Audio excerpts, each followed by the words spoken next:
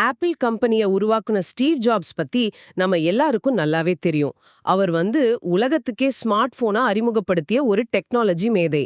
ஆனா அவர் யூஸ் பண்ண அந்த பர்சனல் ஐபேட்ல ஆக்சுவலா ஒரே ஒரு புத்தகம் மட்டும்தான் டவுன்லோட் செய்யப்பட்டிருந்துச்சுன்னு சொன்னா உங்களால நம்ப முடியுதா? ஆமா, அத கேட்டப்போ எனக்கே ரொம்ப ஆச்சரியமா இருந்துச்சு. அது மட்டும் இல்ல. இன்னொரு இன்ட்ரெஸ்டிங்கான விஷயம் இருக்கு. ஸ்டீவ் ஜாப்ஸோட இறுதிச் சடங்குல பாத்தீங்கன்னா, மார்க் பெனியாஃப் மாதிரி உலகத்தோட மிக முக்கிய பிரமுகர்கள் எல்லாம் கலந்துக்கிட்டாங்க. அந்த நிகழ்வு முடிஞ்சதும், அங்க வந்திருந்தவங்க எல்லாருக்கும் ஜாப்ஸ் ஒரு பழுப்பு நிற பெட்டிய பரிசா கொடுக்க ஏற்பாடு பண்ணியிருந்தார். அதாவது எல்லாரும் என்ன நினைச்சிருப்பாங்கன்னா, அதுக்குள்ள ஏதோ ஒரு புது ஆப்பிள் கேட்ஜெட் இருக்கும்னு நினைச்சிருப்பாங்க. ஆமால்ல, இல்லன்னா ஏதோ பிசினஸ் சீக்ரெட் பத்தின புக் இருக்கும்னு நினைச்சிருப்பாங்க. அந்த 800 பெட்டிகளுக்குள்ளும் இருந்தது பரமஹம்ச யோகானந்தர் எழுதின ஆட்டோபயோகிராஃபி ஆஃப் எ யோகி, அதாவது ஒரு யோகியின் சுயசரிதை அப்படிங்கிற ஒரு புத்தகம்.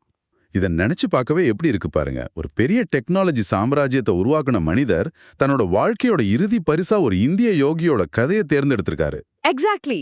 இந்த புத்தகத்தை பத்தி நம்ம கிட்ட இருக்க சோர்சஸ்ல ரொம்ப தெளிவாவே சொல்லப்பட்டிருக்கு. ஜார்ஜ் ஹாரிசன் மாதிரி உலக புகழ்பெற்ற இசைக்கலைஞர்கள்ல இருந்து ரசல் சிம்மன்ஸ் வரைக்கும் பலரை இந்த ஒரு புக்கு தான் ஆன்மீக பாதையில திருப்பி விட்டுருக்கு. இன்னைக்கு வரைக்கும் 50க்கும் மேற்பட்ட மொழிகள்ல இது மொழிபெயர்க்கப்பட்டிருக்குன்னு நினைக்கிறேன். இது சும்மா ஒருத்தரோட வாழ்க்கை வரலாறு கிடையாது. மனித மனத்தோட எல்லைகளை உடைக்கிற ஒரு கையேடுன்னு தான் நாம சொல்லணும். ஆனா இப்போ நீங்க இத கேக்குறப்போ உங்களுக்கு ஒரு கேள்வி வரலாம். ஏன் ஸ்டீவ் ஜாப்ஸ் மாதிரி ஒருத்தர் இந்த புத்தகத்தை அத்தனை பேருக்கும் கொடுக்கணும்? அப்படி என்ன ரகசியம் அந்த புத்தகத்துல இருக்கு? நீங்க கொஞ்சம் யோசிச்சு பாருங்க. உலகமே கொண்டாடுற ஒரு டெக் ஜீனியஸ் ஒரு இந்திய யோகிய பத்தி எல்லாரும் தெரிஞ்சுக்கணும்னு ஆசைப்படுறாருன்னா அதுக்குள்ள ஏதோ ஒரு ஆழமான உண்மை இருக்கணும். கண்டிப்பா ஏதோ ஒரு விஷயம் அவரை அவ்வளோ தூரம் பாதிச்சிருக்கு. அதேதான். அதனாலதான் இன்னைக்கு நம்ம கிட்ட இருக்கிற சோர்சஸ், கட்டுரைகள், குறிப்புகள் எல்லாத்தையும் வச்சுக்கிட்டு ஸ்டீவ் ஜாப்ஸ் தெரிஞ்சுக்கிட்ட இந்த விஷயத்த நாமும் இந்த ஆழமான அலசல்ல டீகோட் பண்ண போறோம். யோகானந்தரோட இயற்பெயர் முகுந்தலால் கோஷ். ஆமா, அவர் சின்ன வயசுலயே ரொம்ப வித்தியாசமான ஒரு குழந்தையா இருந்திருக்கார். அதுதான் எனக்கும் ஆச்சரியமா இருந்துச்சு. பொதுவா ஒரு குழந்தைக்கு என்ன ஆசை இருக்கும்? பொம்மை வேணும், விளையாடணும், ஸ்நாக்ஸ் சாப்பிடணும். ஆனா இந்த குழந்தைக்கு தனக்கு முந்தைய ஜன்மத்துல பனிபடர்ந்த இமயமலையில ஒரு யோகியா வாழ்ந்த நினைவுகள் அடிக்கடி வருதாம். அது மட்டும் இல்ல, அவருக்கு சின்ன வயசுலயே இறைவனை அறியணுங்கிற தேடல் ரொம்ப அதிகமா இருந்திருக்கு. கொஞ்சம் முரண்பாடா தோணுது இல்லையா? ஏன்னா குழந்தை பருவம்ங்கிறது வேற, இந்த ஆன்மீக தேடல்ங்கிறது வேற. கண்டிப்பா முரண்பாடுதான். ஆனா மனித ஆன்மாவோட தொடர்ச்சியை, அந்த கண்டினியூட்டியை நம்ம புரிஞ்சுக்கிட்டா இது சாத்தியம்தான்னு தோணும். அவரோட தேடல் சும்மா மேலோட்டமானது கிடையாது. ரொம்ப தீவிரமானதுன்னு சொல்றீங்க. ஆமா, அந்த உண்மைக்கான தாகம் அவரை பல ஞானிகளை தேடி அலைய வைக்குது. அவரோட பெற்றோர்களை பத்தி படிக்கும்போது எனக்கு என்ன தோணுதுன்னா, இது ஒரு ரொம்ப சிக்கலான ஆனா நேர்த்தியான கம்ப்யூட்டர் சிஸ்டம் மாதிரி இருக்கு. தந்தை ஒரு கராரான அல்காரிதம் மாதிரி எல்லாவற்றையும் தர்க்க ரீதியா, அதாவது லாஜிக்கா மட்டுமே பாக்குறாரு. ஆமா, பகவதி சரண் கோஷ் பெங்கால் நாக்பூர் ரயில்வேல ஒரு பெரிய அதிகாரி. அடிப்படையில் அவர் ஒரு கணித அறிஞர். ஆனா தாய் பாத்தீங்கன்னா தூய்மையான அன்பு மற்றும் கருணைங்கிற ஹார்ட்வேர்ல இயங்குறாங்க. இந்த 2 எதிர்த்துருவங்களும் எப்படி ஒரே வீட்ல சாத்தியமாச்சு? இங்க ஆச்சரியமான விஷயம் என்னன்னா, இந்த 2 வேறுபட்ட குணங்களும் சேர்ந்து தான் யோகானந்தரோட ஆரம்பகால ஆளுமையை பேலன்ஸ் பண்ணுது. அந்த 10 ரூபாய் விவாதத்தை எடுத்துக்கோங்களேன், அதுல இது ரொம்ப தெளிவா தெரியும். அந்த விவாதம் ஆக்சுவலா ரொம்ப சுவாரஸ்யமா இருந்துச்சு. ஒரு ஏழை பெண்ணுக்கு 10 ரூபாய் தானம் கொடுக்கணும்னு தாய் கேக்குறாங்க. தந்த உடனே 10 ரூபாய் எதுக்கு, 1 ரூபாய் போதும்னு ரொம்ப கடுமையா தர்க்கம் பண்றாரு.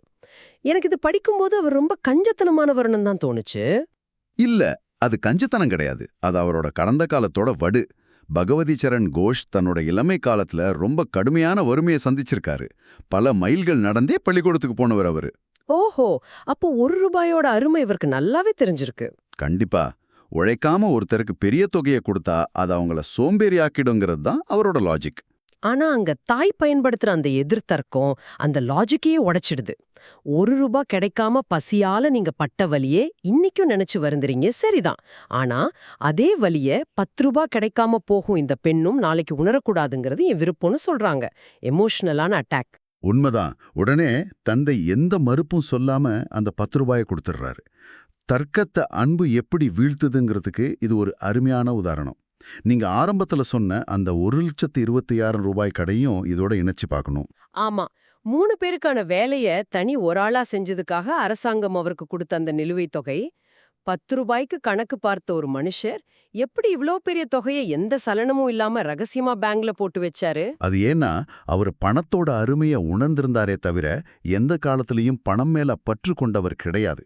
பணம்ங்கிறது ஒரு கருவி மட்டுமே, அதுவே வாழ்க்கை இல்லைங்கிறத தன்னோட செயல் மூலமா குடும்பத்துக்கு உணர்த்தினார். ஆனா இவ்வளவு அமைதியான சமநிலையான ஒரு குடும்ப கட்டமைப்பு தாயோட திடீர் மரணத்தால சுக்குநூறா உடைஞ்சிடுது இல்லையா?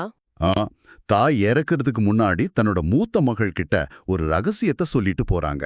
முகுந்தன் பிற்காலத்துல ஒரு பெரிய யோகியா மாறுவான்னு லாகூர்ல சந்திச்ச ஒரு சாது கணிச்சு சொன்ன விஷயத்த சொல்றாங்க. தாயோட மரணமும் அவங்க விட்டுட்டு போன அந்த ரகசியமும் தான் அவனுக்குள்ள இருந்த அந்த ஆன்மீக தேடலை தீவிரமா தூண்டி விடுது. தாயோட பாதுகாப்பு கவசம் உடைஞ்சதும் பதில்களை தேடி வீட்டை விட்டு வெளியேறாரு. இமயமலைக்கு ஓடிப்போக ட்ரை பண்றாரு. ஆனா அவரோட அண்ணன் அனந்தாவால பாதியிலேயே பிடிக்கப்பட்டு திரும்ப அழைத்து வரப்படுறாரு. இருந்தாலும் அந்த ஓயாத தேடல் அவரை பல விசித்திரமான மனிதர்களை நோக்கி இழுத்துட்டு போகுது. இங்கதான் விஷயம் ரொம்ப சுவாரஸ்யமா மாறுது. மூல புத்தகத்துல அவர் விவரிக்கிற மனிதர்களை படிக்கும்போது ஒரு த்ரில்லிங்கான ரோட் மூவி பாக்குற மாதிரி இருக்கு. ஒவ்வொரு நிறுத்தத்திலையும் கற்பனைக்கே எட்டாத கேரக்டர்ஸ் வராங்க. கண்டிப்பா. முதல்ல அவர் சந்திக்கிறது சுவாமி பிரணபானந்தா. அவரை 2 உடல்கள் கொண்ட சாதுன்னு சொல்றாங்க. ஒரு நிமிஷம் இருங்க. ஒரு மனுஷனால எப்படி ஒரே நேரத்துல 2 இடத்துல இருக்க முடியும்? யோகானல்லர் அவரை ரூம்ல பார்த்து பேசிட்டு இருக்கிற அதே நேரத்துல இன்னொரு நண்பர் அவரை கங்கை நதிக்கரையில குளிச்சிட்டு இருக்கிறதா பாக்குறாரு. உடல்கிற எல்லையை தாண்டிய ஒரு நிலையை அவர் அடைஞ்சிருந்தாரு. அடுத்து பாதூரி மகாசயர். இவர் எப்போதுமே வீட்டை விட்டு வெளியே வர்றதே கிடையாது. ஆனா காத்துல மிதக்கிற திறன் கொண்டவர்னு குறிப்புகள் சொல்லுது. ஆமா, லெவிட்டேஷன். உலகத்துல எல்லா இடமும் சுத்தி திரிஞ்சாதான் ஞானம் கிடைக்குங்கிற மாயையை அவர் உடைச்சாரு. முழு பிரபஞ்சமும் உன் மனசுக்குள்ள இருக்கும்போது அதை தேடி எதுக்கு வெளியில போகணும்னு கேட்டாரு. காத்துல மிதக்கிறவரு, 2 இடத்துல இருக்கிறவரு, இத்தனை சக்தி வாய்ந்த மனிதர்களை சந்திச்சோம். யோகானந்தர் ஏன் இவங்கள யாரையுமே தன்னோட குருவா ஏத்துக்கல? இது ஒரு முக்கியமான கேள்வி எழுப்புது. யோகானந்தர் தேடினது சாகசங்களையோ மாயாஜால வித்தைகளையும் கிடையாது. ஓ, வித்தைகள் வெறும் ஆச்சரியத்தை மட்டும்தான் கொடுக்குன்னு அவர் ஃபீல் பண்ணிட்டாரா? ஆமா, அதனால அகாமைதி கிடைக்காதுன்னு அவருக்கு உள்ளுணர்வா தெரிஞ்சிருக்கு. தன்னோட மனசோட இருண்ட மூளைகளை வெளிச்சத்துக்கு கொண்டு வர்ற ஒரு குருவை தான் அவரை தேடினாரு. அந்த தீவிரமான தேடல் தான் அவரை இறுதியா ஸ்ரீ யுக்தேஸ்வர் கிட்ட கொண்டு சேர்த்தது. ஆனா அவர் எதிர்பார்த்ததற்கும் குரு இருந்ததற்கும் நிறைய வித்தியாசங்கள் இருந்துச்சு. முற்றிலுமா மாறுபட்டவரு. யுக்தேஸ்வர் இளமையிலே துறவியானவர் கிடையாது. பிரியாநாத் கராருங்கிற இயற்பெயர் கொண்ட அவரு ஒரு காலத்துல ரொம்ப செல்வந்தரான குடும்பஸ்தரா இருந்தவர். ஆமா, மனைவி இறந்ததுக்கு அப்புறம் தான் சன்னியாசி ஆனாரு. ஆனா அவர் ரொம்ப கண்டிப்பானவரு, எந்த எமோஷன்ஸும் இல்லாத கராரான தர்க்கறிவு கொண்ட மனிதரா இருந்திருக்காரு. இங்க ஒரு முரண்பாட்டை கவனிச்சிங்களா? தர்க்க ரீதியா யோசிக்கிற, கணக்கு பார்க்குற ஒரு கண்டிப்பான அப்பா கிட்டேருந்து தப்பிக்க நினைச்ச ஒரு இளைஞன் மறுபடியும் அதே மாதிரி ஒரு குரு கிட்ட போய் மாட்டிக்கிட்டாரு. இது எப்படி இருக்குன்னா, சுதந்திரமா விளையாட நினைச்சு வீட்டை விட்டு ஓடுன ஒரு நல்ல டேலண்டடான பிளேயர் கடைசியில தேடி போய் உலகத்தோட ரொம்ப கடுமையான ஒரு டஃப் லவ் கோச் கிட்ட மாட்டிக்கிட்ட மாதிரி இருக்கு. அந்த ஒப்பீடு 100க்கு 100% கச்சிதமா பொருந்தது. அந்த டஃப் லவ் கோச்சால மட்டும்தான் அந்த வீரனை ஒரு சாம்பியனா மாத்த முடியும்னு யோகானந்தர் உணர்ந்திருந்தாரு.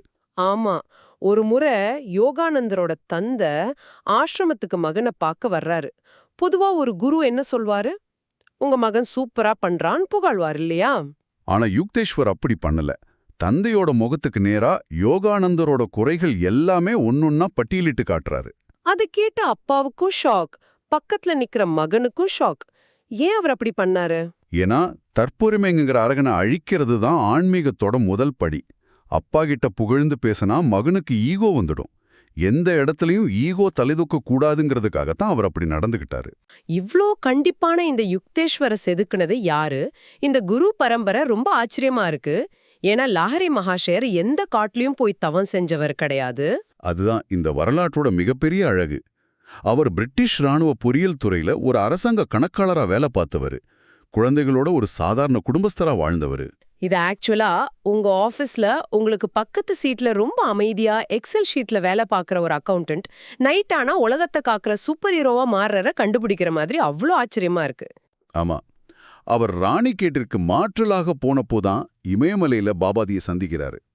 அந்த சந்திப்பு தான் இந்த சாதாரண கணக்காளரை ஒரு மாபெரும் ஆன்மீக குருவா மாத்துச்சு. ஒரு மனுஷன் ஆன்மீக உச்சத்தை அடைய காடுகளுக்கு போக தேவையில்ல, ஆபீஸ் வேலை பார்த்துக்கிட்டே சாதிக்க முடியும்னு உலகுக்கு சொல்லதான் அவரை படைக்கப்பட்டாரு. இப்போ இதை எல்லாமே பெரிய கண்ணோட்டத்துல இணைச்சு பாருங்க. லாகரியன் குடும்பஸ்தர் வாழ்க்கை, யுக்தேஸ்வரின் கராரான பயிற்சி, பகவதி சரண் கோஷின் பணப்பற்றற்ற தன்மை, இது எல்லாமே யோகானந்தரை உலகளாவிய ஒரு இலக்கை நோக்கி நகர்த்துறதுக்காகத்தான். அவர் சந்நியாசம் வாங்கிட்டு யோகானந்தர்னு பேர் மாத்திக்கிறாரு. 1918ல ராஞ்சில ஒரு பள்ளிய தொடங்குறாரு. அந்த பள்ளியோட ஸ்டோர் ரூம்ல உட்கார்ந்திருக்கும் போதுதான் அவருக்கு அமெரிக்கா போறதுக்கான அந்த விஷன் கிடைக்குது. ஆமா, அதைத் தொடர்ந்து 1920ல தி சிட்டி ஆஃப் ஸ்பாட்டாங்கிற கப்பல்ல அமெரிக்காவுக்கு பயணமாகிறாரு. 1925ல லாஸ் ஏஞ்சலஸ்ல தன்னோட சர்வதேச தலைமையகத்தையே நிறுவுறாரு. வாவ், ஒரு இந்திய துறவி அங்க போய் தலைமையகம் அமைக்கிறது சாதாரண விஷயம் இல்ல. அது மட்டுமா, 1927ல அப்போதைய அமெரிக்க அதிபர் கால்வின் கூலிட்ஜ வெள்ளை மாளிகைக்கு போய் அதிகாரப்பூர்வமா சந்திக்கிறாரு. ஒரு இந்திய துறவிக்கு அமெரிக்க வெள்ளை மாளிகையில அப்படி ஒரு வரவேற்பு கிடைக்குதுன்னா அந்த மக்கள் எந்த அளவுக்கு இந்த யோகாவை ஏற்றுக்கிட்டாங்கன்னு நாம புரிஞ்சுக்கலாம். ஆமா, அதுக்கப்புறம் இந்திய திரும்பி காந்திக்கும் சொல்லி கொடுத்தாருங்க படிச்சேன். கரெக்ட். 1935ல இந்தியா திரும்பி மகாத்மா காந்திக்கு கூட அவர் கிரியா யோகாவை கத்துக் கொடுத்திருக்கிறாரு. இங்கதான் எனக்கு ஒரு பெரிய கேள்வி வருது. அவர் அறிமுகப்படுத்தின அந்த கிரியா யோகா அப்படி என்ன மேஜிக்கா? நீங்க யோசிச்சு பாருங்க. ஒரு வெறும் மூச்சு பயிற்சியை மட்டும் அவர் சொல்லி கொடுத்திருந்தா அமெரிக்கால இருந்த சயின்டிஸ்டுகளும் தொழிலதிபர்களும் வெள்ள மாளிகையில இருந்தவங்களும் அவருக்கு அவ்வளவு முக்கியத்துவம் கொடுத்திருப்பாங்களா? கண்டிப்பா கொடுத்திருக்க மாட்டாங்க. ஏதோ ஒன்னு இருக்கு. அது ஒரு தூய அறிவியலா இருக்கணும். அப்படி அந்த கிரியா யோகால என்னதான் இருக்கு? அது மாய வித்தை கிடையாதுங்க. அது முழுக்க முழுக்க மனித உடலியல் சம்பந்தப்பட்ட ஒரு விஷயம். கிரியா யோகாங்கிறது சாதாரணமா நம்ம பண்ற மாதிரி மூச்சை உள்ள இழுத்து வெளியே விடுற பயிற்சி கிடையாது. அது ஒரு மன உடலியல் முறை, அதாவது சைக்கோ பிசியாலஜிக்கல் மெத்தட். ஓகே, அப்படின்னா இதுல என்ன நடக்குதுன்னா, நம்ம ரத்தத்துல இருக்கிற கார்பனை நீக்கிட்டு மூளைக்கும் தண்டுவட மையங்களுக்கும் அதிகப்படியான ஆக்சிஜனை கொண்டு போய் சேர்க்கிற ஒரு ப்ராசஸ் இது. கார்பனை நீக்கி ஆக்சிஜனை சேர்க்கணுதுன்னா அது எப்படி சாதாரண மூச்சு பயிற்சியில இருந்து மாறுபடுது? இதனால உடம்புக்குள்ள என்னென்ன மாற்றங்கள் நடக்கும்? இப்போ நம்ம சாதாரணமா சுவாசிக்கும் போது ரத்தத்துல ஒரு குறிப்பிட்ட அளவு அசுத்தங்கள், அதாவது கார்பன் தங்கிடும். அதனாலதான் உடல்ல சோர்வு வருது, வயசாகுது, எல்லாம் நடக்குது. ஆனா கிரியா யோகாவில இந்த அதிகப்படியான ஆக்சிஜன் அணுக்கள் உடம்புக்குள்ள போகும்போது அது ஒரு உயிராற்றலா, அதாவது பிராணசக்தியா மாறுது. ஓ, அந்த பிராணசக்தி தான் முக்கியமானதா? ஆமா, அந்த பிராணசக்திய நம்ம தண்டுவடத்துல இருக்கிற 6 மையங்கள், அதாவது கழுத்து பகுதியில் இருக்கிற மெடுலாவிலிருந்து கீழ்ப்பகுதியில் இருக்கிற காக்சிஜியல் வரைக்கும் மேலுக்கும் கீழுமா சுழல செய்றாங்க. இப்படி செய்யும்போது மனித மூளையும் நரம்பு மண்டலமும் முழுமையா புதுப்பிக்கப்படுது. மனிதனோட பரிணாம வளர்ச்சியே துரிதப்படுத்தப்படுதுன்னு யோகானந்தர் விளக்குறாரு. இல்ல, எனக்கு ஒரு சந்தேகம். இந்த மூல ஆதாரங்கள்ல ஒரு கணக்கீடு கொடுத்திருந்தாங்க. அத படிச்சப்போ எனக்கு நம்பவே முடியல. அதாவது தண்டுவடத்தை சுத்தி அரை நிமிஷம் இந்த ஆற்றலை சுழற்றினால் அது ஒரு மனிதனோட இயற்கையான 1 வருட ஆன்மீக பரிணாம வளர்ச்சிக்கு சமம்னு சொல்லப்பட்டிருக்கு. ஆமா, அந்த கால்குலேஷன் பத்தி சொல்லிருக்காங்க. நான் கணக்கு போட்டு பார்த்தேன். 8 மணி நேரத்துல 1000 தடவை கிரியா யோகா செஞ்சா அது 1000 வருட வளர்ச்சிக்கு சமமா? இது கேட்க நல்லா இருக்கு. ஆனா இதையெல்லாம் ஒரு நவீன அறிவியல் உலகம் எப்படி ஏத்துக்கும்? இது சுத்தமா ஒரு சயின்ஸ் ஃபிக்ஷன் படத்துல வர்ற மாதிரி, இல்லனா ஒரு மேஜிக் மாதிரி தானே இருக்கு. மேலோட்டமா பார்க்கும்போது அப்படி தோணலாம். ஆனா இத புரிஞ்சுக்க யோகானந்தர் ஒரு சூப்பரான உதாரணத்தை சொல்றாரு. ஒரு சாதாரண மனிதனோட நரம்பு மண்டலங்கிறது வெறும் 50 வாட் பல்ப் மாதிரின்னு வச்சுக்குவோம். Okay, 50 what bulb. அதுல திடீர்னு ஒரு பில்லியன் வாட் மின்சாரத்தை பாய்ச்சினா என்ன ஆகும்? அந்த பல்பு தாங்காம வெடிச்சிடும் இல்லையா? கண்டிப்பா ஃபியூஸ் போயிடும். அதே மாதிரி தான் பிரபஞ்சத்துல இருக்கிற மிகப்பெரிய ஆற்றலை சாதாரண மனித உடல் தாங்காது. அதனால தான் இந்த கிரியா யோகாவை படிப்படியா ஒரு குறிப்பிட்ட மெக்கானிசம் மூலமா செஞ்சு அந்த மாபெரும் ஆற்றலை தாங்கக்கூடிய அளவுக்கு உடலையும் நரம்பு மண்டலத்தையும் அப்கிரேட் பண்றாங்க. ஓஹோ, அப்போ இது பல பிளவிகள் எடுத்து படிப்படியா அடைய வேண்டிய ஒரு பரிணாம வளர்ச்சிய ரொம்ப ஷார்ட்டா அதிவேகமா அடையிற ஒரு விஞ்ஞான பயணம். சிம்பிளா சொல்லணும்னா இது அந்த மாட்டு வண்டி பயணம் கிடையாது, நேரா ஃப்ளைட் பிடிச்சு போற மாதிரி. ஆமா, எக்ஸாக்ட்லி. நம்ம ஸ்மார்ட் போன்கள்ல இப்போ சூப்பர் ஃபாஸ்ட் சார்ஜிங் வந்திருக்குல்ல. பல மணி நேரம் சார்ஜ் பண்ண வேண்டிய ஒரு போனை எப்படி 30 நிமிஷத்துல ஃபுல் சார்ஜ் பண்ணிடுதோ, அதே மாதிரி நம்ம உடம்பையும் மூளையும் அதிவேகமா சார்ஜ் பண்ற ஒரு டெக்னாலஜி தான் இந்த கிரியா யோகா. நான் சரியா தான் புரிஞ்சிருக்கேனா? ரொம்ப சரியா சொல்லிட்டீங்க.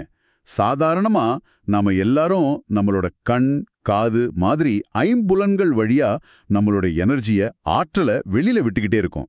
ஆனா ஒரு கிரியா யோகி என்ன பண்றாருன்னா, அந்த ஆற்றலை வெளியில சிதற விடாம திரும்பவும் தண்டுவடத்துக்குள்ளேயே செலுத்தி தன்னோட மூளைய எலக்ட்ரிஃபை பண்றாரு. மூளைக்குள்ள ஒரு மின்னூட்டத்தை ஏற்படுத்துறாரு. வாவ்! இப்படி செய்யும்போது உடம்போட வளர்ச்சிதை மாற்றம் குறைஞ்சு சுவாசம் இயற்கையாவே ரொம்ப மெதுவாயிடும். மனம் ரொம்ப ஆழமான அமைதிக்கு போகும். இதுல மூச்சை அடக்கி கஷ்டப்படுறதோ மூச்சு திணறலோ கண்டிப்பா கிடையாது. இது ரொம்ப சயின்டிஃபிக்கான ஒரு மெத்தட். நீங்க சொல்றத பார்த்தா ஆன்மீக ரீதியா இது ஒரு சூப்பர் ஃபாஸ்ட் சார்ஜிங் மாதிரி தெரியுது. ஆனா வெறும் இந்த தத்துவங்களை மட்டும் வச்சுக்கிட்டு இன்றைய நவீன உலகம், குறிப்பா இந்த மெடிக்கல் சயின்ஸ் இதை ஏத்துக்குமா? இது உடம்புல நிஜமாவே நடக்குதுங்கிறதுக்கு ஏதாவது நேரடி அறிவியல் சான்றுகள் இருக்கா? இத லேப்ல வச்சு யாராவது டெஸ்ட் பண்ணிருக்காங்களா? ஆமா, அதான் இல்ல. இத லேப்ல வச்சு ரொம்ப நுட்பமா டெஸ்ட் பண்ணியிருக்காங்க. அதுக்காக நம்ம 1961 வருஷத்துக்கு போகணும். ஓ, 60களே டெஸ்ட் பண்ணிட்டாங்களா?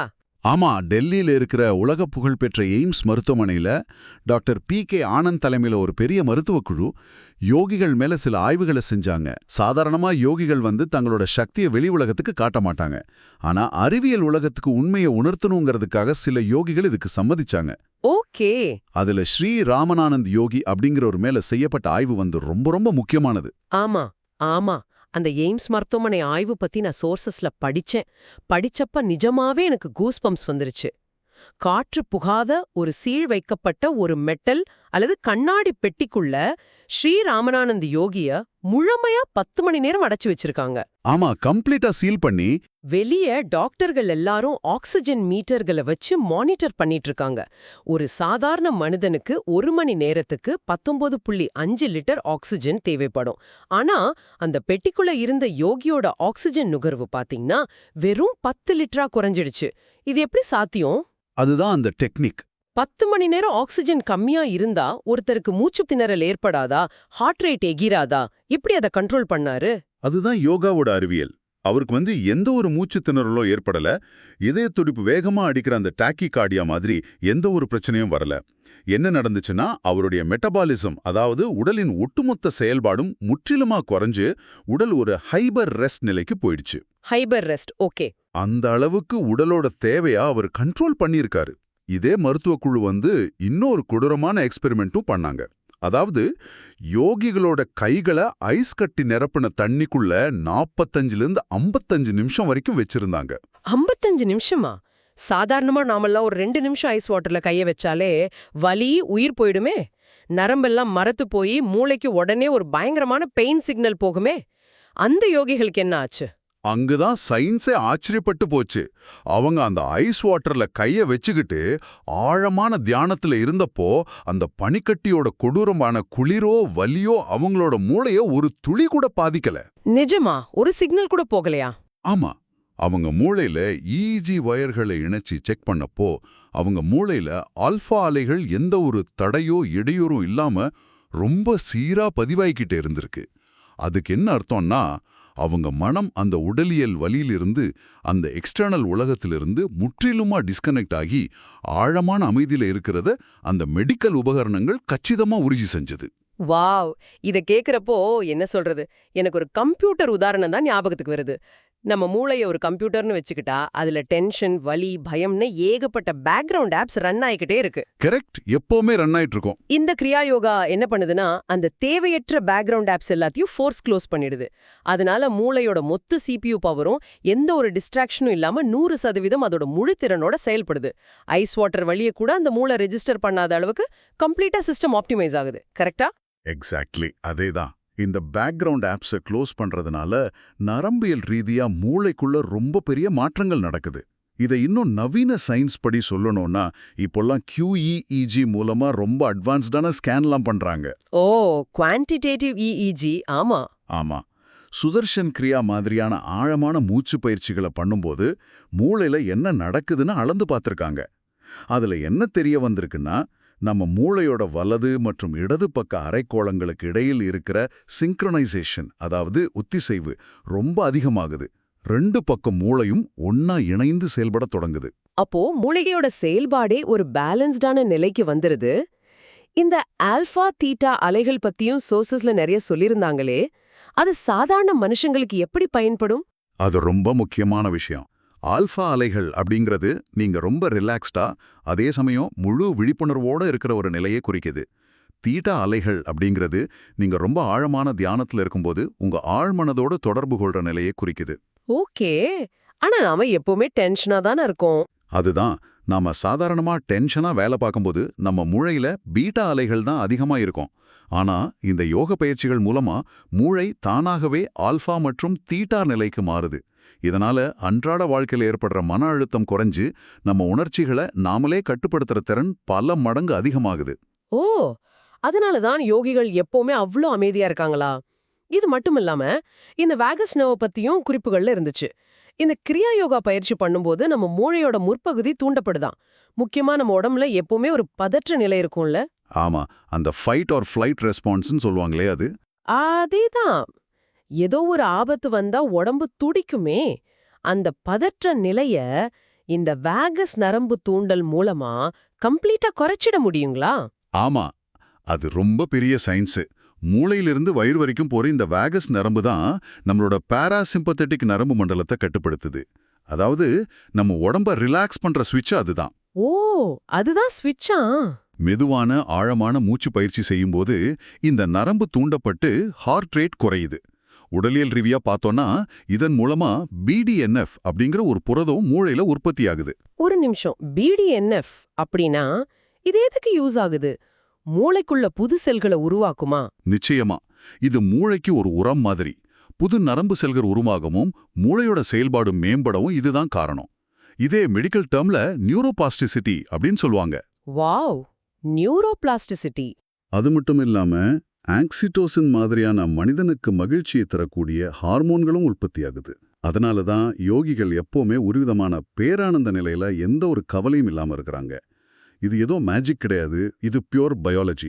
ஆமா, பியோர் பயாலஜி தான். இந்த இடத்துல எனக்கு இன்னொரு விஷயம் ஞாபகத்துக்கு வருது. நம்ம இந்திய விஞ்ஞானி ஜெகதீஷ் சந்திர போஸ் பண்ணுன அந்த ரிசர்ச், செடிகளுக்கும் உயிர் இருக்கு, உணர்வுகள் இருக்கு, அவற்றுக்கும் வலிக்கும் அப்படிங்கறத தன்னோட கிறிஸ்கோகிராஃப் கருவி மூலமா சயின்டிஃபிக்கா நிரூபிச்சார் அவரு. ஆமா, அது ஒரு மிக முக்கியமான கண்டுபிடிப்பு.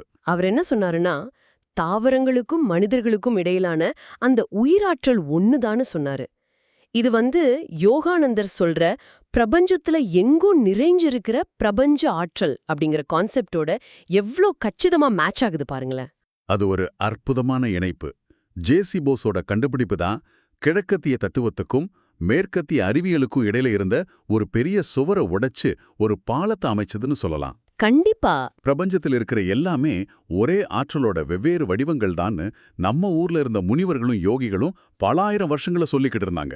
அதையே ஒரு நவீன கருவி மூலமா போஸ் நிரூபிச்சார். இத பத்தி யோகானந்தர் தன்னோட யோகானந்தர் சுயசரிதை புத்தகத்துல ரொம்ப ஆழமா வியப்போடும் பதிவு செஞ்சிருக்காரு. சரி, நாம இந்த ஆழமான விவாதத்தோட இறுதி பகுதிக்கு வந்துட்டோம்.